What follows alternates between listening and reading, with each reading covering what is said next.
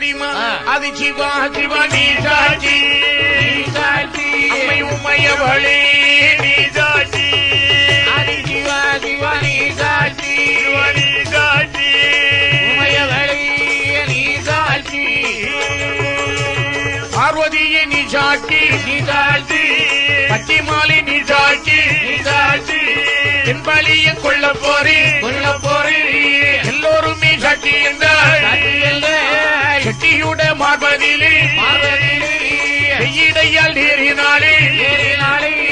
அவன் குடலை தம்பிடுங்கி மாலையாக போட்டாளே அடிக்கு பழி எடுத்தாளே மாவையந்தை இசைக்கு எம்மை